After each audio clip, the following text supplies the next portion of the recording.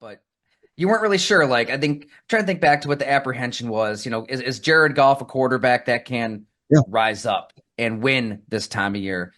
He just took down Sean McVay, the coach who basically blamed and banished him. I know he's trying to kind of like explain how that went down and apologize, but let's not forget what happened there. I mean, he was scapegoated, No and doubt. Jared No, Goff beats him.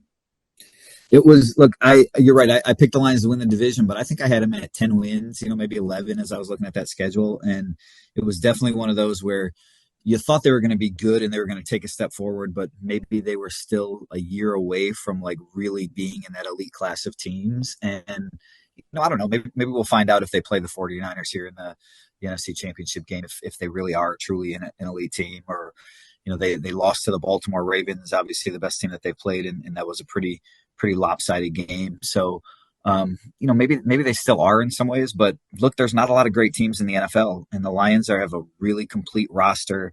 Dan Campbell, you mentioned, like he just gets people to believe, and Jared Goff has played pretty darn good football. Really all season, and that's those things are the biggest reason why. I mean, if you have a quarterback, you have a coach and a staff that can really develop a roster, a young roster like the Lions and Brad Holmes deserves credit for putting that together. They just seem like a really complete team right now, one that's going to be around for a long, long time, even though, they may have some offensive changes, losing the coordinator and some things that Jared Goff will have to adjust to going forward. But look, I think the cloud will sort of hang over Jared Goff's head until Ben Johnson is gone, just because I mean, look, Ben's a very, very bright guy. I mean, he's done wonders with the offense. I think he will take a head coaching job this year. He should have a couple opportunities.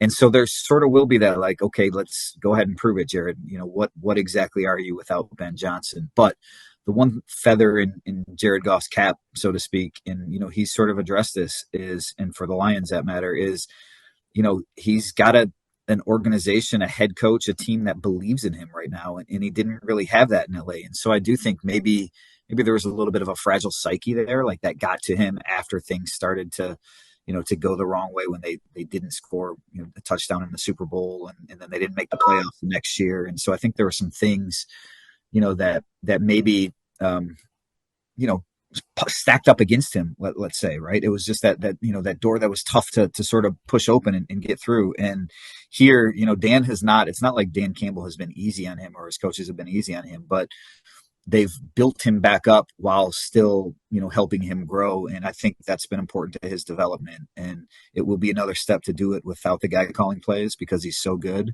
But I think Jared's in a better place right now to handle that and to excel than he was when he came here a couple of years ago. Boy, he's got such a steely demeanor. He never really gets down on receivers if they drop a pass or doesn't really get too high. But like, I guess the two ends of the spectrum. Like, what when he was first traded to Detroit, what was he like to talk to in the locker room? Because I think when that trade first went down, everybody kind of felt a little bad for Jared Goff. Like, man, the Lions are going to be bad for a long, long time. They've been bad for a long, long time. This guy was in the Super Bowl. He's with Sean McVay. He's with the Rams, and now he's going off to Detroit to die. Like, did he Yeah. seem bummed out? Like, what kind of mental state was he in when he first got to Detroit? Yeah, I think he said the right things, and it was a little different time. Tyler, I'm sure you remember, right? Like COVID, so I don't remember being in the locker room much that True. first year. Maybe we weren't in until the second year, so it's obviously tougher to get a